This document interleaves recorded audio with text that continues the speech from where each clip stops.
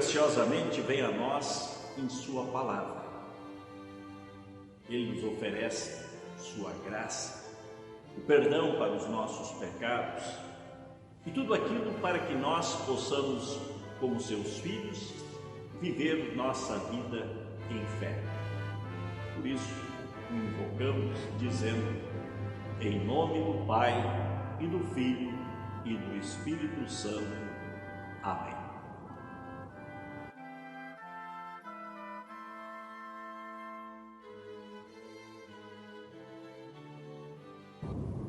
A leitura do Santo Evangelho para este sexto domingo após Pentecoste, a lemos em Mateus capítulo 13, os versículos 1 até o versículo 9. Na nova tradução da linguagem de hoje, o título é O Semeador.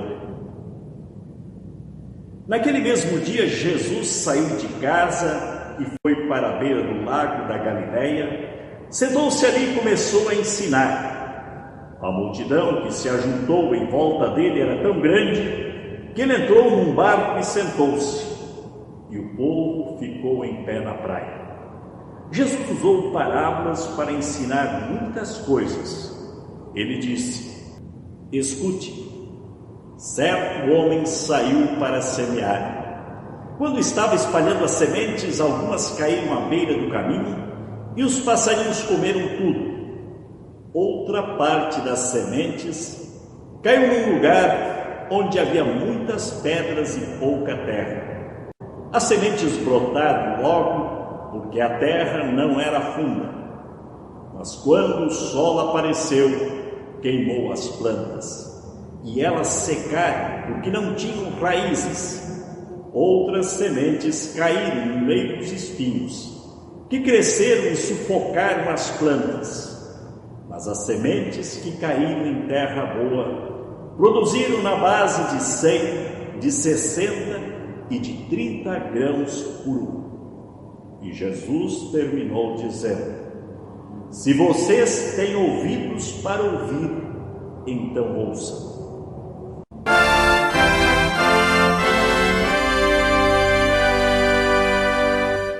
Que a graça de nosso Senhor Jesus Cristo, o amor de Deus e a comunhão do Espírito Santo seja com todos vós.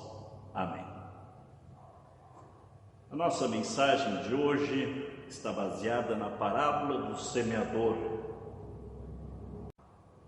Quem tem ouvidos para ouvir, ouça.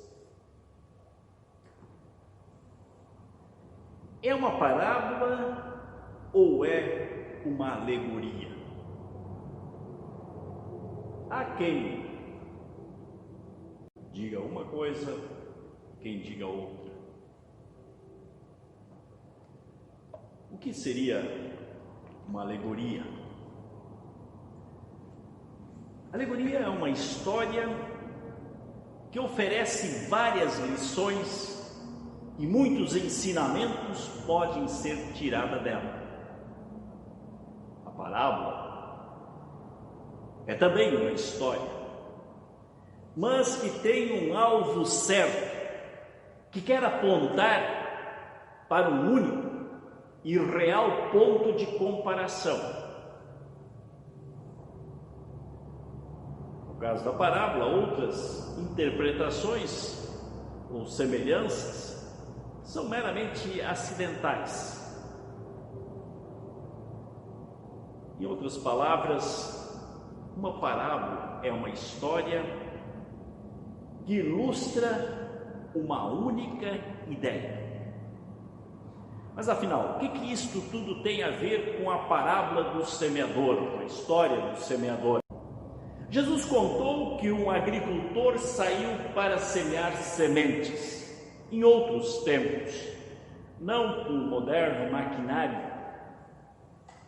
Ele, ao jogar as sementes sobre o solo, uma caiu próxima ao caminho, em solo duro, onde logo também vieram os passarinhos e comeram essa semente, não dando oportunidade nenhuma de germinação. Outra parte caiu aonde havia uma terra rasa e logo abaixo estava a pedra, a rocha. Havia uma pequena camada de terra. No momento em que o sol brilhou forte, a terra secou e a semente não prosperou em sua germinação. A terceira parte caiu no meio de ervas daninhas. Ela germinou, começou a crescer, mas foi sufocada pelo ínsio. Por fim, uma parte da semente caiu em terra boa, e esta produziu de forma variável, mas em grande abundância. Jesus diz que a semente é a palavra do reino. A terra dura são as pessoas que não permitem que a palavra penetre nos seus corações. A terra rochosa é a pessoa que até se dispõe a refletir sobre isso, mas logo se esquece. A erva daninha são as riquezas e todos os atrativos do mundo que sufocam a religiosidade. E a terra rica são as pessoas que ouvem, que entendem, que acreditam e que produzem frutos em abundância. Agora, vamos à interpretação desta história e vamos ver o que nós podemos colher dela. Podemos dizer que aqui não se trata de uma alegoria, mas sim de uma parábola. Isso quer dizer, Jesus não contou uma história que cada um pode tirar dela os seus próprios ensinamentos. Ele contou uma história e tinha um ponto que é aquele que nós precisamos alcançar. E este ponto qual é? O lemos na conclusão da parábola, quando Jesus diz: aquele que tem ouvidos para ouvir, ouça. Agora vem a parábola ou alegoria número 2. Um pregador saiu a pregar, mas não aconteceu nada com José e Maria, bons cristãos. No próximo domingo, eles vieram na igreja, sentaram-se, ficaram alegres com a piada que o pastor contou na abertura da sua mensagem, mas logo em seguida eles adormeceram. No final do culto, se levantaram, foram embora. Na saída da igreja, eles estavam se sentindo muito satisfeitos por terem feito esta grande boa obra, de naquele domingo terem se feito presentes na igreja. Mas isso não foi tudo. 2 semanas depois, eles sentiram assim uma necessidade de novamente experimentar este bom sentimento e voltaram para a igreja. Desta vez eles ficaram um pouco mais de tempo atentos à mensagem do pastor,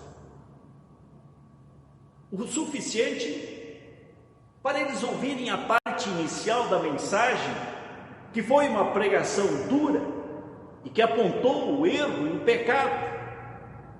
Eles até entenderam que aquilo que o pastor estava dizendo se aplicava a eles.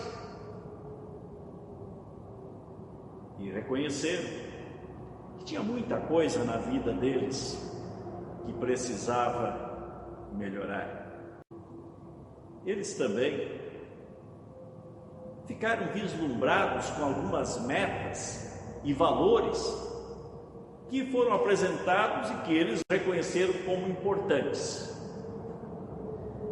Mas exatamente no momento em que o pastor começou a apresentar a mensagem do Evangelho, que é a graciosa mensagem do amor de Deus, que vem ao encontro do pecador desesperado com seus erros, aí suas mentes se dispersaram, especialmente porque naquela hora eles já estavam lembrados que eles tinham que voltar para casa porque haviam deixado um assado no forno e haviam já de antemão decidido de que eles sairiam antes do final do culto, para que este assado não ficasse tostado demais por fora. No caminho de volta para casa, eles compartilharam as suas opiniões a respeito daquilo que eles tinham ouvido e até tomaram a decisão de fazer mudanças em sua vida. Claro que eles teriam que esperar para o domingo seguinte, voltar novamente à igreja. Só que daí aconteceu que o José tinha um compromisso de negócios no domingo seguinte. E logo após este compromisso, eles tiveram que viajar de férias. Alguns meses depois, eles novamente se lembraram em voltar para a igreja. Mas naquela altura, já passado tanto tempo, eles nem se lembravam exatamente o que tinha feito com que eles sentissem essa necessidade de voltar para a igreja. Será que José e Maria, bons cristãos, iriam se tornar um solo fértil e produzir uma colheita que rendesse a 100, a 60 ou a 30 vezes aquilo que fora semeado? Vejamos. Que conclusões podemos tirar? Ninguém é um solo imprestável e rejeitado por Deus. A Bíblia Sagrada é bem clara em afirmar que Deus, nosso Salvador, deseja a salvação de todo e qualquer pecador. Por outro lado, todo ser humano é fértil o suficiente para que a palavra possa ser semeada no seu coração. Porque, do contrário, dependeria da habilidade do semeador de encontrar exatamente aquele solo que merece a semente, em cujo coração a semente pode ser semeada para produzir fruto. Fora deste, não haveria possibilidade nenhuma. Podemos também dizer que ninguém é tão duro, raso ou espinhento que Deus não possa amá-lo do jeito como ele é.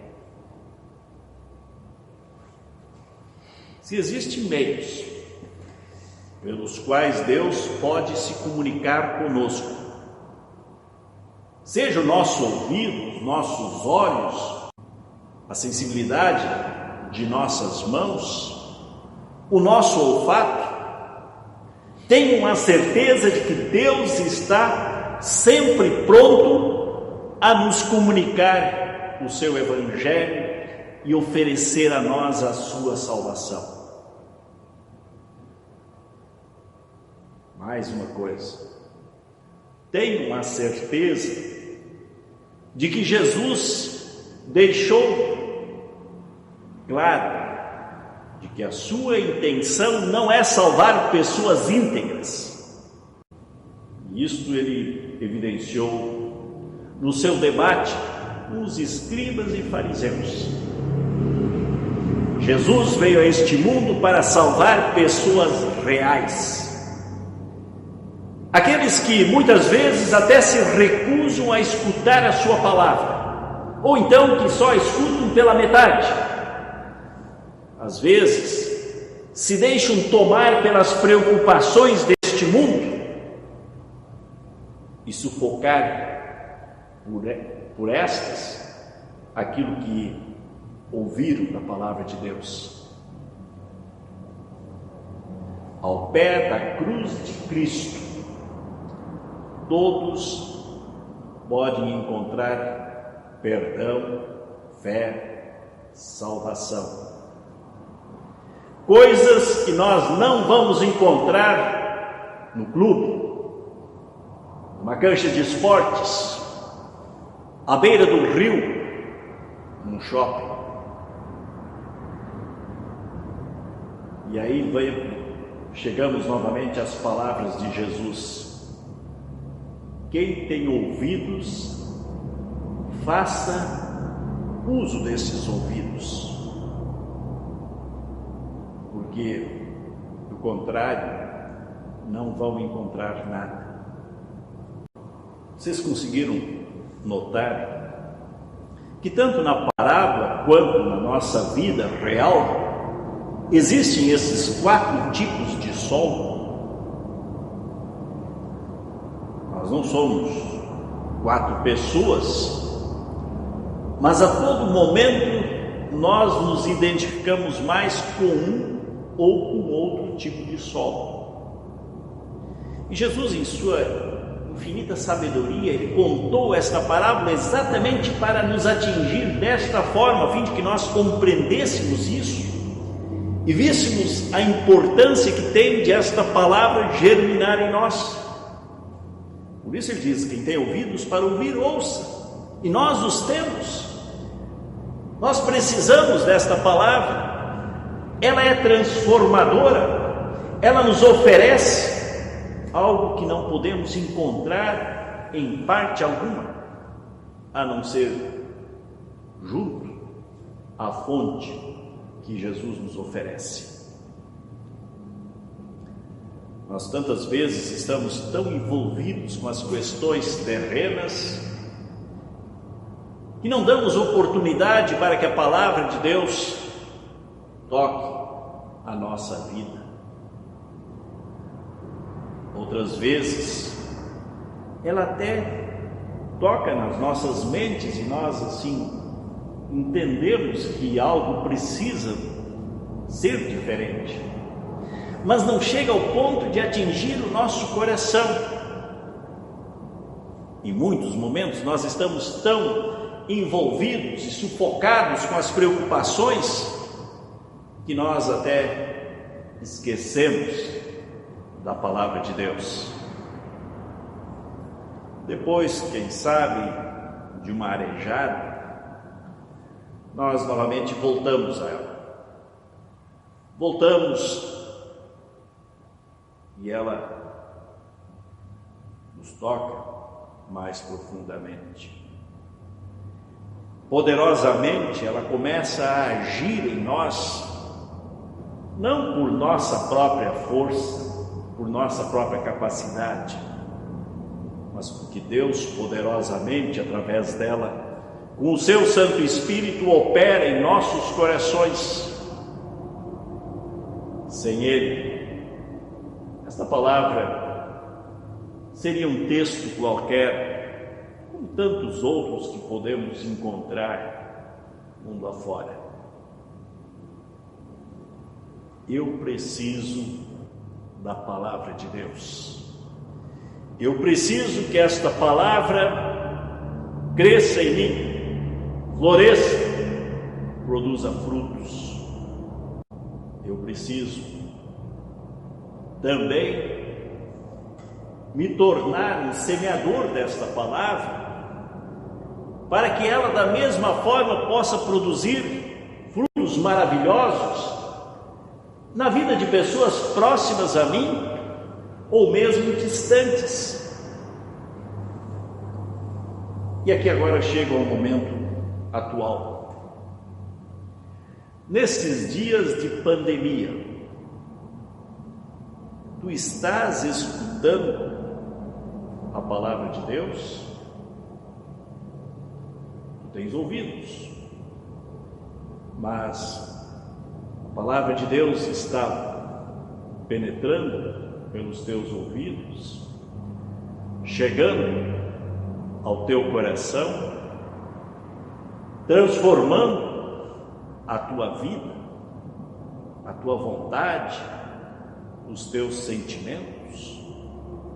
Algo novo está surgindo em ti? Se isto é assim, eu posso dizer, abençoada pandemia.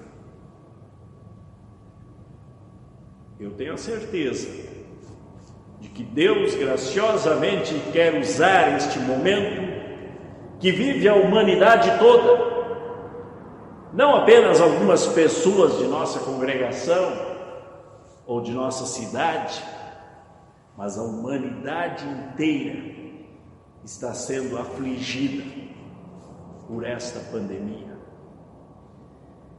E Deus graciosamente quer atingir a humanidade inteira com o seu evangelho, quer transformar vidas e corações, quer dar um novo propósito, um novo rumo àqueles que estão desencaminhados e afastados de sua graça. Que a oração de nós todos possa ser esta: que Deus nos abençoe com a sua palavra, com o seu evangelho gracioso, que cada um de nós possa conhecer o Salvador Jesus Cristo a cada dia mais intimamente, possa usufruir das bênçãos da sua salvação, possa encontrar no seu evangelho o conforto e o consolo que ele necessita, quer esteja enfermo ou saudável, quer esteja ele na fase inicial da vida ou nos seus instantes finais de sua trajetória terrena. Amém.